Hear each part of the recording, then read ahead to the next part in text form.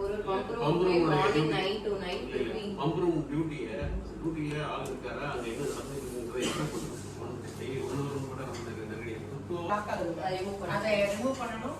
சில நேரம் நம்ம வெட்ட கேப்ல நின்று நமக்கு கேட்ச் பிட்ல இறங்கணும். அது இல்லாம இருக்கு. இப்போ உடனே கேட்ச் பிட்டை கண்டுபிடிச்சு தொடச்சு மக்கள் சொல்றாங்க அங்க ஒரு சம்ப் மாதிரி இருக்குது. மாநகராட்சி, நகராட்சி, அதுபோல் பேரூராட்சிகள், கிராம பஞ்சாயத்துகளில் உள்ள என்னென்ன பிரச்சனை எப்படி தீர்க்கணும், எப்படி நம்ம வந்து இந்த பருவமழைக்கு நம்ம தயாராக இருக்க வேண்டுமென்ற முறையில் எல்லா அதிகாரிகளையும் அழைத்து அவர்களுக்கு வேண்டிய அறிவுரைகளும் வழங்கப்பட்டது.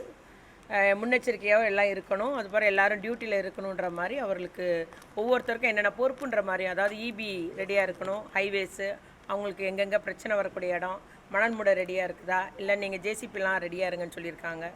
அதுபோல் நமக்கு ஜிஹெச்சில் அது மாதிரி இது வரைக்கும் ஒரு ப்ராப்ளம் இல்லை. அதுக்கு அடுத்த கட்ட பிரச்சனைக்கு நீங்கள் தண்ணி வந்துன்னா கீழேருந்து ஊற்று எடுக்கக்கூடியதுக்கும் நீங்கள் ரெடியாக இருக்கீங்களான்ற மாதிரி அவர்களையும் தயாராக இருக்க சொல்லியிருக்கு.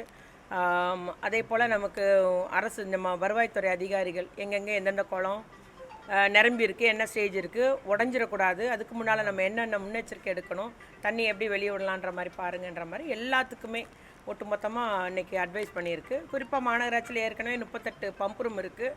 அவங்க 58 அந்த பம்ப்ஸ் தண்ணி வெளியேற்றக்கூடிய மோட்டர் பம்புகளும் தயாராக வச்சுருக்கோம், அங்கங்கே வச்சுருக்கோம், தயாராகவும் கையில் இருக்குது. எல்லா அதாவது சூப்பர்வைசர்ஸ்லேருந்து மேற்பார்வையாளர், சுகாதார ஆய்வாளர் எல்லாருமே வந்து ரெடியாக நாங்கள் வச்சுருக்கோன்ற மாதிரி சொல்லியிருக்காங்க. இவ்வாறு எல்லா துறைகளையும் ஒருங்கிணைச்சு நம்ம கனமழை தொடரும் போதும் சரி, இல்லை மிக கனமழை வந்தாலும் நம்ம இந்த நிலைமையை சந்திக்கக்கூடிய அளவுக்கு தயாராக இருக்கணும்னு சொல்லிட்டு மாவட்ட நிர்வாகம் சார்பில் அத்தனை பேருக்கும் அறிவுரை வழங்கப்பட்டுள்ளது.